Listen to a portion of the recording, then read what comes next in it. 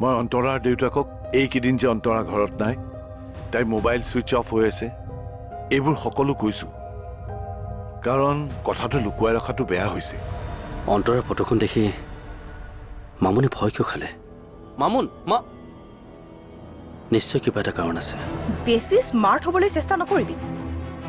কেমেৰাৰ সন্মুখততো এক্টিং কৰি একো ফালিব নোৱাৰিলিয়ে, এতিয়া মোৰ আগতো এক্টিং কৰি নেদেখাবি প্লাবিতা। মই আপোনাৰ পৰা আঁতৰত থাকিবলৈ যিমানেই চেষ্টা কৰোঁ, সিমানেই আপুনি মোক আপোনাৰ কাষলৈ টানি নিয়ে।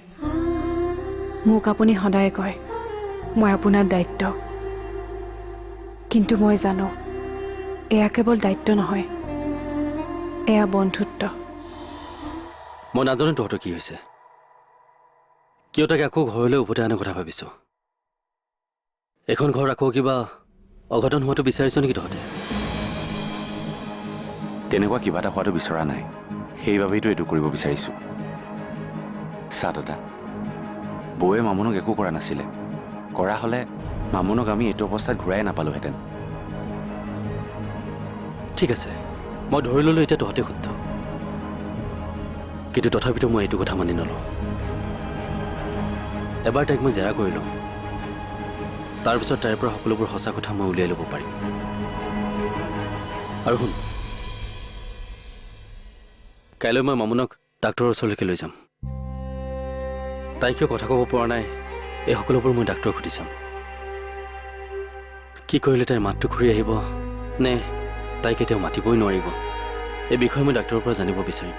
ঠিক আছে, তই তাইক ডাক্তৰক দেখুৱাব বিচাৰিছ দেখুওৱা, মই তাইৰ আগৰ ৰিপৰ্টবোৰ তোক দি দিম। হ'ব। মামুনে কথা ক'ব পৰাটো এতিয়া মোৰ কাৰণে খুবেই প্ৰয়োজন হৈ পৰিছে। আচ্ছা শুনি, যিজন মানুহে মামুনক পাইছিল তেওঁৰ নামটো কি? ৰাঘৱ। ৰাঘৱ? কি লিখে? উপাধিটো কি? মই মাথো ৰাঘৱ বুলিয়ে জানো।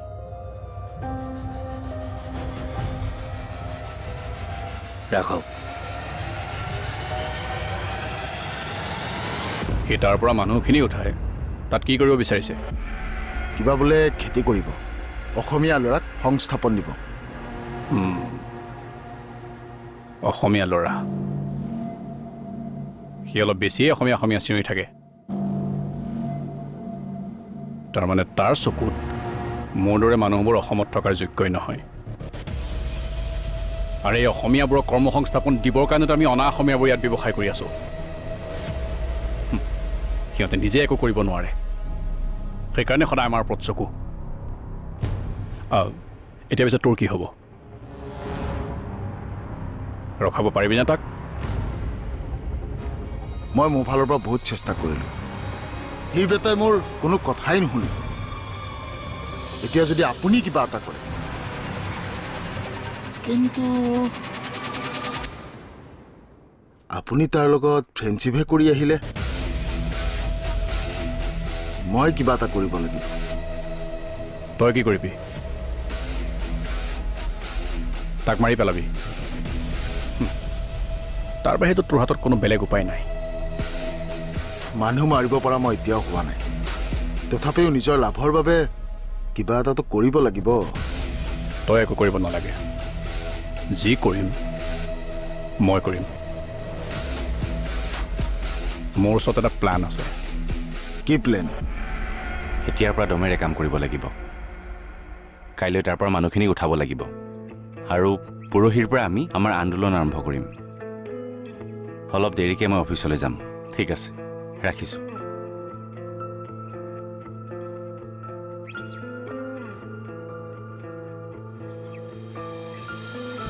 পৰহিলৈ তুমিও যাব লাগিব। মই কিয়? কাইলৈ যদি সেই ঠাইৰ পৰা মানুহখিনি আঁতৰি যায়, পৰহিলৈ এটা নিবনুৱা দলে সেই ঠাইত খেতি আৰম্ভ কৰিব।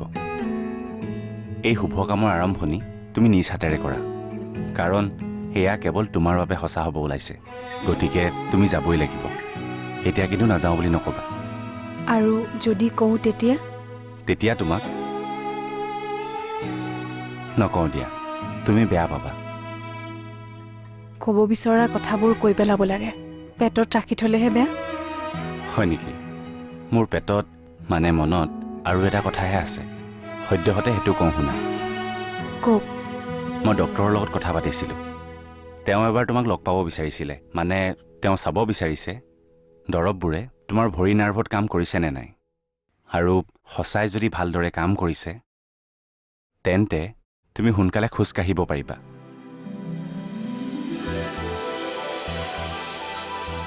কি সঁচা? সঁচা। মই ডক্টৰৰ লগত ফোনত কথা পাতিছিলোঁ। এইকেইদিন মামুনৰ চিন্তাতহে তোমাক কথাটো ক'বলৈ পাহৰি গৈছিলোঁ।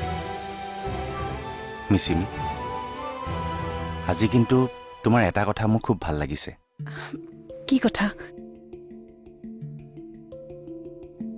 ইয়াৰ আগতে মই যেতিয়া তোমাক খোজ কাঢ়াৰ কথা কওঁ তোমাৰ মনত কোনো উৎসাহ নাথাকে। এনেকুৱা লাগে যেন তোমাৰ জীৱনৰ প্ৰতি কোনো মোহেই নাই। আজি প্ৰথমবাৰৰ বাবে তুমি এই সঁচা শব্দটো ইমান উৎসাহেৰে কৈছা। মোৰ মনটো ভাল লাগিছে। মিচিমি, তুমি মোৰ কথা ভাবিব নালাগে। মোক তোমাৰ জীৱনৰ লগতো সংযোগ কৰিব নালাগে। কিন্তু তুমি তোমাৰ জীৱনটো তোমাৰ মতে সজাব লাগিব। আৰু তাৰ বাবে তুমি তোমাৰ জীৱনটো ভাল পাব লাগিব। তেতিয়াহে অসম্ভৱবোৰ সম্ভৱ হ'ব। আৰু মই জানো তুমি এদিন পুনৰ খোজ কাঢ়িব পাৰিবা। জানা মিচিমি, তোমাক লৈ মোৰ এইটো এটা সপোন। এদিন পুনৰ নিজৰ ভৰিত খোজ দিবা, পুনৰ আগৰ দৰে ঘূৰিবা, ফুৰিবা, দৌৰিবা। এবাৰ ভাবাচোন, কথাবোৰ ভাবিয়ে ভাল নালাগেনে? সঁচা হোৱাৰ পিছত কেনেকুৱা লাগিব তুমি নিজে অনুভৱ কৰা। তোমাৰ ভগৱানে মোৰ এই সপোনটো সঁচা কৰিলেই হয়। আৰু মোৰ সপোন, আপোনাৰ সপোন, এদিন এই সকলোবোৰ আমাৰ হ'ব। আৰু আমাৰ সপোনবোৰ সঁচা হ'বই, যদিহে আপুনি মোৰ লগত থাকে।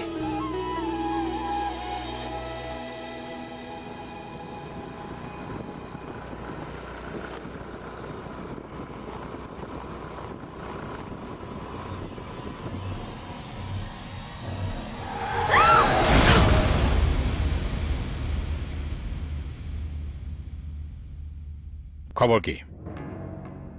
মই কোৱা মতে সকলোবোৰ হৈছেতো? গুড। তহঁতে এতিয়া ক'ত আছ? ঠিক আছে ঠিক আছে। এতিয়া গোটেইকেইটা ফেক্টৰীলৈ যা আৰু নিজৰ নিজৰ কামত লাগগৈ। শুন শুন শুন, ৰিজাল্টত একো খেলি মেলি নহয়তো?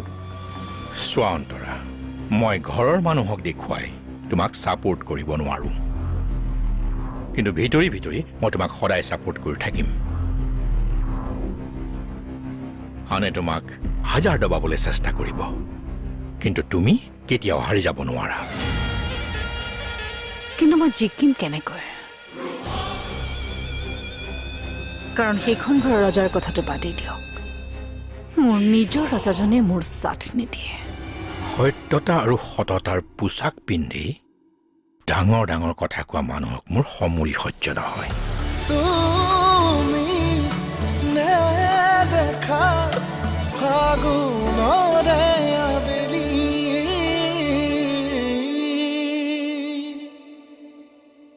তুমি নেদেখা ফাগুনৰে আবেলি,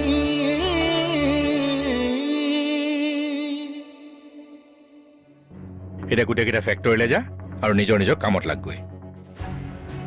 শুন শুন শুন, ৰিজাল্টত একো খেলি মেলি নহয়তো? অ'কে অ'কে, ঠিক আছে, বঢ়িয়া বঢ়িয়া। এতিয়া যা, নিজৰ নিজৰ কামবোৰ কৰগৈ। যা।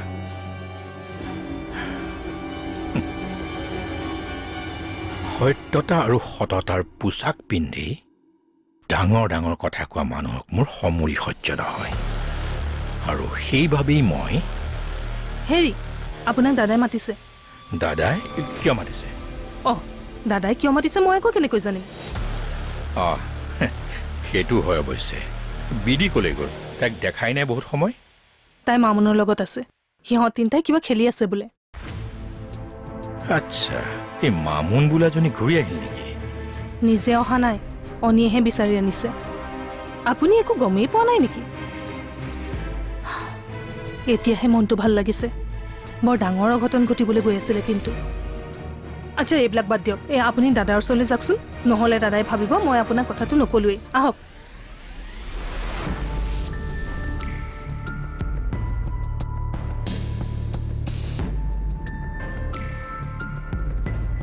অনিয়ে মামুন বোলাজনীক ঘূৰাই আনিলে কিন্তু কেনেকৈ অন্তৰাই আকৌ নতুন কিবা খেল খেলি আছে নেকি খুৰা আপুনি ক'বলৈ যায় নেকি খুৰা অঁ মই 6 মাইলৰ ফালে যাওঁ তুমিও কৰিবলৈ যোৱা নেকি মোৰ গণেশগুৰি যাব লগা আছিল আচলতে মোৰ গাড়ীখন ছাৰ্ভিচিঙৰ পৰা আহি পোৱা নাই সেইকাৰণে ৰৈ আছো তুমি গাড়ীৰ কাৰণে ৰৈ থাকিব নালাগে মোৰ লগতে যাব পাৰিবা ব'লা বহাগৈ ঠিক আছে থেংক ইউ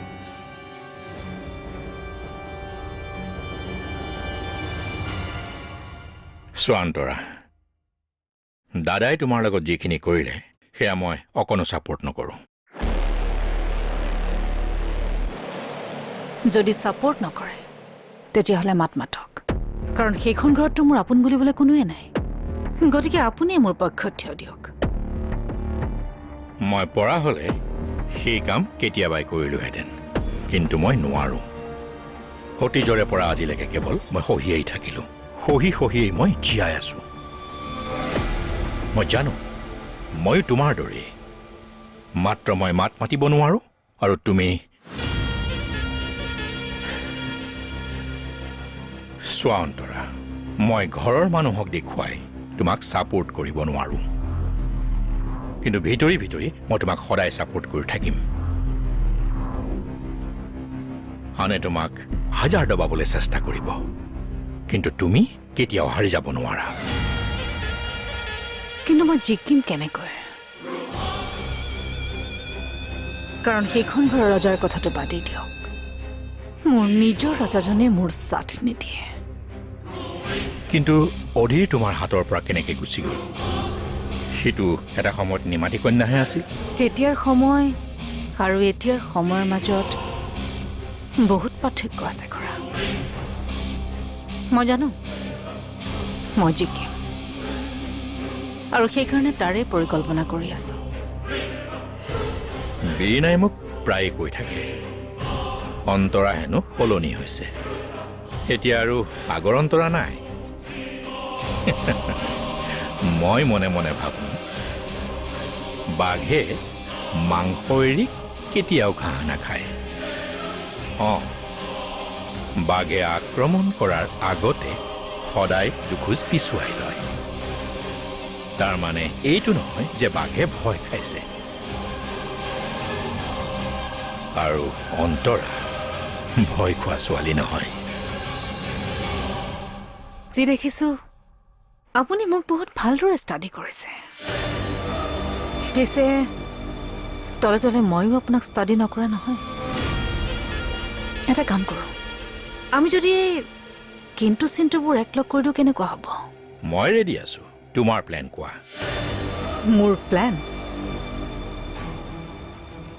মোৰ প্লেনটো আপুনি কাকো কৈ নিদিয়েতো চোৱা তোমাৰ মনত যদি সন্দেহ আছে তেনেহ'লে মোক ক'ব নালাগে কিন্তু এটা কথা কওঁ এই বৈভৱ চলিহাৰ দেহত চলিহা বংশৰ তেজ দৌৰি আছে যদিও তেজত অলপ ভেজাল আছে আৰু সেইবাবেই মই অলপ পৃথক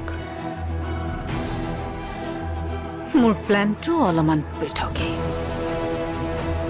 সেইকাৰণে মই এই সলনি হোৱাৰ নাটকবোৰ কৰি আছো আৰু মোৰ এই সলনি হোৱাৰ নাটকে যদি মোৰ এই যুদ্ধখনত জয় কৰিব পাৰে তেতিয়াহ'লে ঠিকেই আছে আৰু যদি জয় কৰিব নোৱাৰে তেতিয়াহ'লে সেইখন ঘৰৰ পৰা মই কেইদিনমানৰ কাৰণে আঁতৰি থাকিম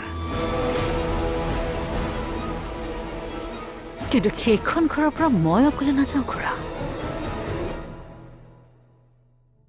কাৰোবাক লগত লৈ যাম লগত লৈ যাবা কিন্তু কাক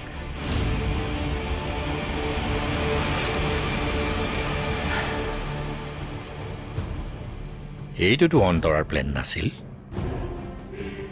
তেনেহ'লে অনিয়ে মামুনক ক'ৰ পৰা কেনেকৈ বিচাৰি পালে নে এয়া অন্তৰাৰ প্লেন বি আছিল? প্লেন বিয়েই হওক বা প্লেন এয়েই হওক, এটা কথাত মই নিশ্চিত যে অন্তৰা এইখন ঘৰলৈ উভতি আহিবই। আৰু এইবাৰ তাই আৰু মই মিলি এইখন ঘৰ ধান বান কৰিহে শান্তি লভিম। এতিয়া মাথো অপেক্ষা অন্তৰাৰ আগমনলৈ। সেইদিনাখনৰ ঘটনাটোৰ কাৰণে মই নিজকে আজিও ক্ষমা কৰিব পৰা নাই। তাই এতিয়া মোৰ লগত থকা সময়খিনিতো মোৰ মনত কিবা এটা ভয় ভয় লাগি থাকে। কি জানিবা, বাৰু এতিয়া এইবোৰ বাদ দিয়া। এতিয়াৰ পৰা মামুনক তুমি তোমাৰ লগতে ৰাখিবা। কিয় দাদা? এইবোৰ দায়িত্বচোন আপুনিয়ে লৈছিলে। হয়, মই পঠাই আছোঁ। কাইলৈৰ পৰা আমি কাম আৰম্ভ কৰিম। হ'ব দিয়ক, ঠিক আছে। তুমি নেদেখা ফাগুনৰে আবেলি,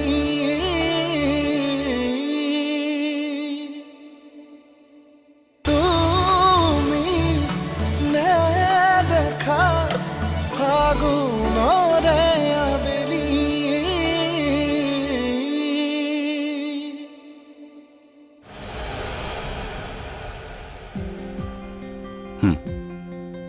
এইখন চা।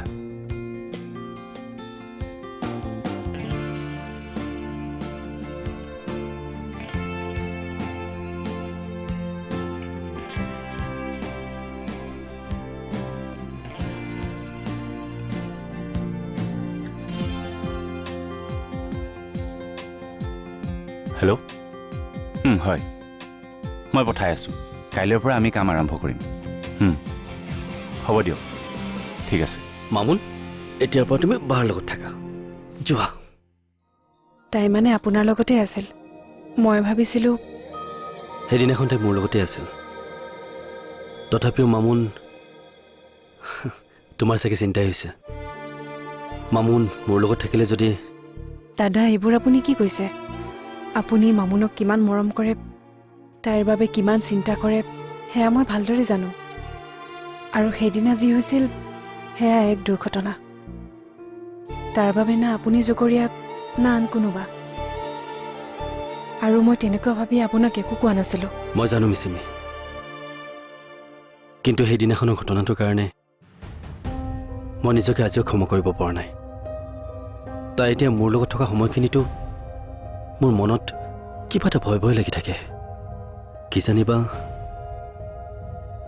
বাৰু এতিয়া এইবোৰ বাদ দিয়া। এতিয়াৰ পৰা মামুনক তুমি তোমাৰ লগতে ৰাখিবা। কিয় দাদা?